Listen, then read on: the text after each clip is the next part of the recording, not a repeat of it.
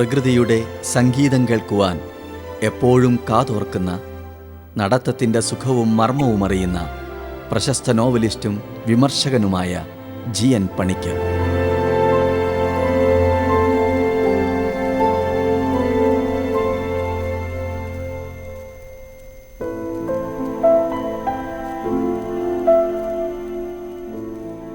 ഗ്രന്ഥകാരൻ, അധ്യാപകൻ, public relations വകുപ്പ് director എന്നിങ്ങനെ വിവിധ മേഖലകളിൽ അനുഭവ സമ്പത്തുള്ള GN പണിക്കരുടെ ആത്മകഥാവിഷ്കാരമാണ് ഓർമ്മകളുടെ തുരുത്തിൽ നിന്ന് എന്ന കൃതി.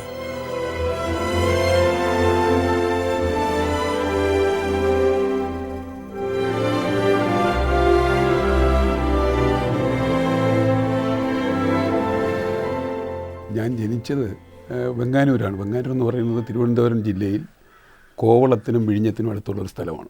അവിടെ ഒരു മണലിയിൽ എന്ന് പറയുന്ന ഒരു കുഗ്രാമം. അപ്പോൾ ആ കുഗ്രാമം അന്ന് നെയ്ത്തുകാരുടെ ഒരു ഗ്രാമമായിരുന്നു.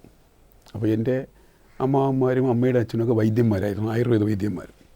അമ്മ ഒരു പ്രൈമറി സ്കൂൾ അധ്യാപിക, അച്ഛൻ പാറശാലക്കാരനായ ഡ്രൈവർ. അപ്പോൾ അങ്ങനെയാണ് ഞാൻ വെങ്ങാനൂർ ജനിക്കുന്നതും വളർന്നു വരുന്നതും. അപ്പോൾ അവിടെ ഈ അമ്മ പ്രൈമറി സ്കൂൾ അധ്യാപികയായതുകൊണ്ട് അമ്മ സ്ഥലം മാറി പോകുന്ന സ്ഥലങ്ങളിലെല്ലാം തന്നെ എനിക്ക് പഠിക്കേണ്ടിയും വന്നു. അപ്പോൾ ഇവിടെ ഈ പാങ്ങോട് താമസമായിട്ട് 64 മുതലാണ്. ഇപ്പോൾ 40 കൊല്ലം കഴിഞ്ഞു ഇവിടെ താമസമായിട്ട്. ഈ ബാല്യകാലത്ത് പുസ്തകങ്ങൾ വായിക്കുന്ന താല്പര്യം, അമ്മ മലയാളം 9ാം ക്ലാസ് വരെ പഠിച്ചിട്ടുണ്ടായിരുന്നു. അപ്പോൾ അമ്മ പഠിച്ചതിന് ശേഷം അവിടെ ഉപേക്ഷിക്കപ്പെട്ടിരുന്ന പല പുസ്തകങ്ങളൊക്കെ എടുത്ത് വായിക്കാനുമൊക്കെയാണ് തുടങ്ങിയത്. അങ്ങനെയാണ് തുടക്കം. പക്ഷെ ശരിക്കും ലൈബ്രറിയിൽ നിന്നൊരു പുസ്തകം എടുത്ത് വായിക്കുന്ന പാറശാല ചെന്നതിന് ശേഷമാണ്. മഹാദേവ ക്ഷേത്രത്തിനടുത്തുള്ള ഒരു ലൈബ്രറിയിൽ നിന്ന് പുസ്തകങ്ങൾ എടുത്ത് വായിച്ചു തുടങ്ങി. അന്നും ഒരു കൃത്യമായ ഒരു ലക്ഷ്യമൊന്നുമില്ല വായനയിൽ. പക്ഷേ പാറശാല ഹൈസ്കൂളിൽ വെച്ച് 4th ഫാമിൽ എൻ്റെ ഒരു പഴയ അധ്യാപകൻ വേലായുധമുള്ള സാറ്, അദ്ദേഹം ഇന്നില്ല, മരിച്ചുപോയി.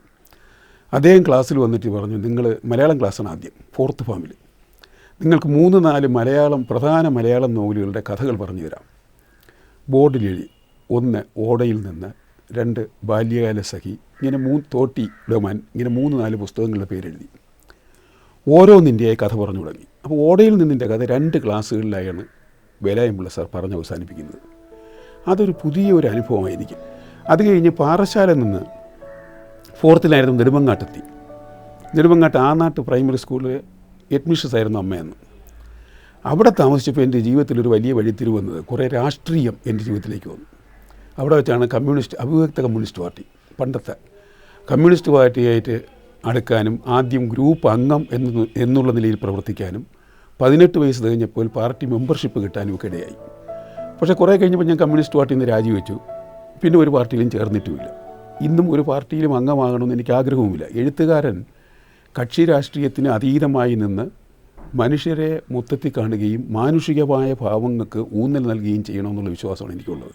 അപ്പോൾ ഒരു കഥ വായിച്ചാൽ വായിക്കുന്ന ആളുടെ ഹൃദയത്തിനെ അത് സ്പർശിക്കണം, അല്ലെങ്കിൽ അയാളെ ഒന്ന് ചിന്തിപ്പിക്കാൻ പ്രേരിപ്പിക്കണം. ഇതിലേതെങ്കിലും ഒന്നെങ്കിലും സംഭവിക്കണം. പിന്നെ ഇത് വായിച്ചു കഴിയുമ്പോൾ അയാളിൽ ഉള്ള നന്മയുടെ അംശം അല്പമെങ്കിലും കൂടുതൽ ശക്തമാകണം. അയാൾ നന്മയെ ഒന്ന് ഉയർത്തി കാട്ടുക. എൻ്റെ കോളേജ് വിദ്യാഭ്യാസം 2 കോളേജുകളിലും പിന്നെ കുറച്ച് പ്രൈവറ്റുമായിട്ടുമാണ് നടന്നത്. ഇൻ്റർമീഡിയറ്റ് MG കോളേജിലാണ് പഠിച്ചത് 52-54. അവിടെ വെച്ചും ഈ സാഹിത്യത്തിലൊരു അനുഭവം ഉണ്ടായത്. വെങ്കുളം പരമേശ്വരൻ, അദ്ദേഹം യോഗാസനത്തിൻ്റെയൊക്കെ ആളാണ്, നോവലുകൾ എഴുതിയിട്ടുണ്ട്. അപ്പോൾ അദ്ദേഹം ഞങ്ങൾ മലയാളം പഠിപ്പിച്ച അധ്യാപകനാണ്. അദ്ദേഹമാണ് ശരിക്കും പറഞ്ഞാൽ എൻ്റെ ഒരു ലേഖനം ആദ്യമായൊരു കോളേജ് മാഗസിനിൽ കൊടുക്കുന്നത്. കവിതയുടെ കൂമ്പടഞ്ഞിട്ടില്ല എന്നൊരു ലേഖനം ഞാൻ എഴുതിക്കൊണ്ട് കൊടുത്തു. അദ്ദേഹം അത് പ്രസിദ്ധീകരിച്ചത് നടരാജൻ ഇൻ്റർമീഡിയറ്റ് 2ാം വർഷം എന്നാണ്. എൻ്റെ പേര് നടരാജ പണിക്കർ എന്നാണ് ഫുൾ പേര്. അപ്പോൾ നടരാജൻ ഇൻ്റർമീഡിയറ്റ് 2ാം വർഷം എന്ന് പറഞ്ഞാണ് ആ ലേഖനം പ്രസിദ്ധീകരിച്ചത്. ആദ്യമായിട്ട് അച്ചടിച്ചു വരുന്നതാണ് അത്. അങ്ങനെ 2 വർഷം അവിടെ പഠിച്ചു. അത് കഴിഞ്ഞ് 1 വർഷം എനിക്കൊരു പാർട്ടി കിട്ടിയില്ലാന്ന്. അന്നാണ് ആ നാട്ടിങ്ങനെ നിന്നപ്പോഴാണ് എനിക്ക് കുറച്ച് രാഷ്ട്രീയം കുറേ കൂടി സജീവമായതും. ഈ പുറത്തുള്ള പ്രസിദ്ധീകരണത്തിൽ അച്ചടിച്ച് വരുന്ന ആദ്യത്തെ ലേഖനം ഒരു രാഷ്ട്രീയ ലേഖനമാണ്. അതെനിക്ക് ഓർക്കാതിരിക്കാൻ പറ്റാത്ത ഒരാൾ ബാലരാമപുരത്ത് നിന്നും ഒരു നവശക്തി എന്നൊരു വാരിക പ്രസിദ്ധീകരിച്ചു. ബാലരാമപുരം G. രാമൻപിള്ള പഴയ കോൺഗ്രസ്സുകാരനാണ്. പക്ഷേ കോൺഗ്രസ്സുകാരനാണെങ്കിലും അദ്ദേഹം ഞാൻ എഴുതിയ ലേഖനം, കമ്മ്യൂണിസ്റ്റ് ലേഖനം, കോൺഗ്രസിനെ വിമർശിച്ചുകൊണ്ടുള്ള ലേഖനം അതേപടി അദ്ദേഹം പ്രസിദ്ധീകരിക്കുകയുണ്ടായി. അങ്ങനെ പല ലേഖനവും അദ്ദേഹം പ്രസിദ്ധീകരിച്ചു. അപ്പോൾ അതിലാണ് ശരിക്ക് രാഷ്ട്രീയ ലേഖനങ്ങൾ വരുന്നത്. മാസികകളിൽ വരുന്ന ലേഖനങ്ങളിൽ ആദ്യമായി വരുന്ന അതാണ്. അപ്പോൾ അത് കഴിഞ്ഞ് ഇൻ്റർമീഡിയറ്റ് കഴിഞ്ഞ് BA യൂണിവേഴ്സിറ്റി കോളേജ് വന്നു. യൂണിവേഴ്സിറ്റി കോളേജ് വന്നപ്പോൾ ആഴ്ചയിൽ 2 ദിവസം എനിക്കിഷ്ടമുള്ള സാറാണ് ക്ലാസ്. അത് അപൂർവമായ അനുഭവമായിരുന്നു സാറിൻ്റെ ക്ലാസ്സുകൾ. വിശേഷിച്ചും ശങ്കരക്കുറുപ്പിൻ്റെ അന്തർദാഹം സാറ് പഠിപ്പിച്ചത് മലയാള കവിതയെക്കുറിച്ചും മലയാള സാഹിത്യത്തെക്കുറിച്ചും എല്ലാം നല്ലൊരു അവബോധം ഉണ്ടാക്കാൻ പ്രയോജനപ്പെട്ടു. അതുപോലെ തന്നെ ഉണ്ണായി വാര്യയുടെ നളചരിതം 1-ാം ദിവസവും കുശമുള്ള സാറാണ് പഠിപ്പിച്ചത്. മറ്റ് 2 ക്ലാസ്സുകൾ കരിങ്കുളം നാരായണപിള്ള സാറാണ് പഠിപ്പിച്ചത്. അപ്പോൾ BA ഞാൻ രാഷ്ട്രമീമാംസയും സാമ്പത്തിക ശാസ്ത്രമൊക്കെയാണ് എടുത്ത്. MA ഇംഗ്ലീഷ് എടുക്കുന്നത്. അപ്പോൾ BA പഠിച്ചു കഴിഞ്ഞപ്പോൾ പിന്നെ തുറന്നു പഠിക്കാൻ നിവൃത്തിയില്ലായിരുന്നു. പൈസയുടെ ബുദ്ധിമുട്ടാണ്. അമ്മ റിട്ടയർ ചെയ്തു. പ്രൈമറി സ്കൂൾ പാച്ചില്ലൂർ സ്കൂളിന് വെറും അധ്യാപികയായിട്ട് റിട്ടയർ ചെയ്തു. സ്ഥലം മാറിയപ്പോൾ അധ്യാപികയായി. പിന്നെ എനിക്ക് ജോലി കിട്ടിയതിന് ശേഷം സ്വന്തമായിട്ടാണ് ഞാൻ ഇംഗ്ലീഷ് MA വേണ്ടി പഠിക്കുന്നത്. പ്രൈവറ്റായിട്ട് മൂർത്തി ട്യൂട്ടോറിയൽസിൻ്റെ നോട്ട്സൊക്കെ വരുത്തി പഠിച്ച് ബീഹാറിൽ റാഞ്ചി പോയാണ് MA എഴുതുന്നത്. അവിടെ താമസിച്ച് പഠിച്ച് എഴുതുകയായിരുന്നു.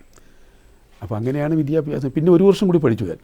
പബ്ലിക് റിലേഷൻസ് 1 വർഷം അവധിയെടുത്ത് 62-63 യൂണിവേഴ്സിറ്റി ഇംഗ്ലീഷ് ഇൻസ്റ്റിറ്റ്യൂട്ട് തുടങ്ങിയ വർഷം അത് കോട്ടയത്താണ് തുടങ്ങിയത്, CMS കോളേജിനോടനുബന്ധിച്ച്.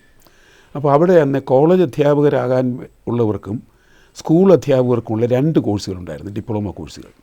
അതിൽ ഈ കോളേജ് അധ്യാപകരാകാനുള്ളവർക്കും കോളേജ് അധ്യാപകരായവർക്കുമുള്ള കോഴ്സിൽ ഞാനും ചേർന്നു. 1 വർഷം അവധിയെടുത്ത്, ശമ്പളം പോലും ഇല്ലാത്ത അവധിയെടുത്താണ് കോട്ടയത്ത് നിന്ന് താമസിച്ച് 62-63 പഠിച്ചത്. ഇത്രയുമാണ് ശരിക്കും എൻ്റെ ഒരു വിദ്യാഭ്യാസം എന്ന് പറയുന്നതെല്ലാം ചേർന്ന് വരുന്നത്. EMS മുഖ്യമന്ത്രിയായ മിനിസ്ട്രിയുടെ കാലത്താണ് പബ്ലിക് റിലേഷൻസിൽ അസിസ്റ്റൻറ്റ് ഇൻഫർമേഷൻ ഓഫീസറായിട്ട് PSC വഴി ഞാൻ വരുന്നത് 1958 മെയ്യിൽ. അപ്പോൾ പബ്ലിക് റിലേഷൻസിൽ അസിസ്റ്റൻറ്റ് ഇൻഫർമേഷൻ ഓഫീസർ, പിന്നെ അത് കഴിഞ്ഞ് അസിസ്റ്റൻറ്റ് കൾച്ചറൽ ഡെവലപ്മെൻറ്റ് ഓഫീസർ. അപ്പോൾ അന്ന് സാഹിത്യകാരന്മാർ ഒരുപാട് പേര് ഈ പബ്ലിക് റിലേഷൻസിൽ വന്നിരുന്നു. അപ്പോൾ അത് കഴിഞ്ഞ് 67 പബ്ലിക് റിലേഷൻസിൽ ഇരിക്കെ തന്നെ ഞാൻ ഗവൺമെൻറ് കോളേജിലേക്ക് ഇംഗ്ലീഷ് അധ്യാപകനായിട്ട് പോയി. ഒരു 20 വർഷം പല കോളേജുകളിലും പഠിപ്പിച്ചു. Palakkad, Chittur, Thalassery, Ernakulam, Thiruvananthapuram university evening college, പിന്നെ പകൽ കോളേജ്. 20 വർഷം പഠിപ്പിച്ചതിന് ശേഷമാണ് തിരിച്ച് വീണ്ടും പബ്ലിക് റിലേഷൻസിൽ തിരിച്ചു വരുന്നത്.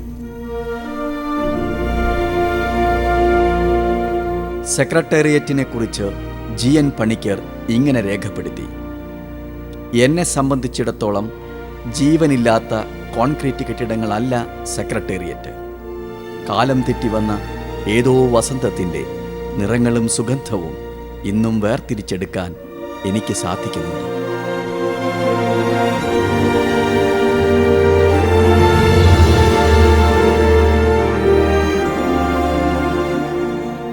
PRD ഞാനത് കഴിഞ്ഞ് ഡിസ്ട്രിക്ട് ഇൻഫർമേഷൻ ഓഫീസറായി, അസിസ്റ്റൻറ്റ് കൾച്ചറൽ ഓഫീസറായിരുന്നാണ് പറഞ്ഞത്. അത് കഴിഞ്ഞ് ലേബർ ഡിപ്പാർട്ട്മെൻറ്റ് ലേബർ പബ്ലിസിറ്റി ഓഫീസറായി. പിന്നെ കോഴിക്കോട്, പാലക്കാട്, കണ്ണൂർ ജില്ലകളിൽ ഡിസ്ട്രിക്ട് ഇൻഫർമേഷൻ ഓഫീസറായി. അന്ന് വയനാട് ജില്ലയും മലപ്പുറം ജില്ലയും ഇല്ല. അപ്പോൾ കോഴിക്കോട് ജില്ല എന്ന് പറഞ്ഞാൽ ബത്തേരി മുതൽ കുറ്റിപ്പുറം വരെയുള്ള എല്ലാ പ്രദേശത്തും ഞാനന്ന് എൻ്റെ ഈ ഇൻഫർമേഷൻ ഓഫീസ് എന്നുള്ള ജോലി നിർവഹിക്കാൻ എത്തിയിട്ടുണ്ട്. പിന്നീടാണ് കോളേജിൽ പോകുന്നത് 67. പിന്നെ 20 വർഷം കോളേജിൽ. എൻ്റെ ആദ്യത്തെ നോവല് ഇരുട്ടിൻ്റെ താഴികകൾ എന്നാണ് അതിൻ്റെ പേര്. ഇത് ഈ തിരുവനന്തപുരത്ത് നിന്ന് പ്രസിദ്ധീകരിച്ചിരുന്ന കേരള ജനത, അത് പട്ടംതാണുള്ള സാറിൻ്റെ മരുമകൻ നടത്തിയിരുന്നൊരു പത്രമാണ്. അതിൻ്റെ വാരാന്ത പതിപ്പിലാണ് വരുന്നത്. കേരളവും തമിഴ്നാടും പശ്ചാത്തലമായിട്ടുള്ളതാണ് കഥ. ഇങ്ങനെ ഒരു ബാലചന്ദ്രൻ എന്ന് പറയുന്ന ഒരാൾ സെക്രട്ടേറിയറ്റിൽ ജോലിയായിരുന്നു. അയാൾ പ്രൈവറ്റായിട്ട് MA ഒക്കെ പഠിച്ച് ജയിക്കുന്നു. സെക്രട്ടേറിയറ്റിൽ നിന്ന് ഒരു പ്രേമഭംഗം വന്നിട്ട് സെക്രട്ടറിയിൽ നിന്ന് ജോലി രാജിവെച്ച് തമിഴ്നാട്ടിലേക്ക് പോകുന്നു. അവിടെ ഇയാൾ ഒരു തമിഴത്തെ കൂടെ വർക്ക് ചെയ്യുന്ന വിജയ എന്ന് പറയുന്ന കറുമ്പിയായ തിരുക്കുറൽ ധാരാളം ഉദ്ധരിക്കുന്ന ഇംഗ്ലീഷ് അധ്യാപിക. അപ്പോൾ ആ ഒരു തമിഴ് കൾച്ചറിനോടും തമിഴരോടുമൊക്കെ ഇയാൾക്കുള്ള ആഭിമുഖ്യം. ഈ പെണ്ണുമായിട്ട് അടുക്കുന്നു, അത് വിവാഹമാകുന്നു, അവൾ ആദ്യത്തെ പ്രസവത്തിൽ മരിക്കുന്നു. ഇങ്ങനെയൊക്കെ ഉള്ളൊരു കഥയാണ് ഈ കഥ. ഇങ്ങനെ അപ്പോൾ നമ്മുടെ സംസ്കാരവും തമിഴ് സംസ്കാരവും കൂടി ഒന്നിച്ച് കൊണ്ടുവരാൻ ഒരു ശ്രമമാണ് ഞാൻ നടത്തിയത്. 150ഓളം ചെറുകഥകൾ എഴുതിയിട്ടുണ്ട്. 1955 മുതൽ 95 വരെ. അതിൽ 122 കഥകൾ ഉൾക്കൊള്ളിച്ചുകൊണ്ട് എൻ്റെ ചെറുകഥകൾ എന്ന് പറഞ്ഞ് സമ്പൂർണ്ണ കഥകളുടെ 2 വോളിയമായിട്ട് ഇറക്കി. 2 വർഷമായി. MT വാസുദേവനാരാണ് ഇവിടെ വന്നത്, പിന്നെ അതിൻ്റെ പ്രമുക്തി കർമ്മം നിർവഹിച്ചത്. അപ്പോൾ 95 ഞാൻ കഥ എഴുത്ത് നിർത്തി. ഇപ്പോൾ നോവലെറ്റുകളും നോവലുമൊക്കെ ഇപ്പോഴും എഴുതുന്നുണ്ട്.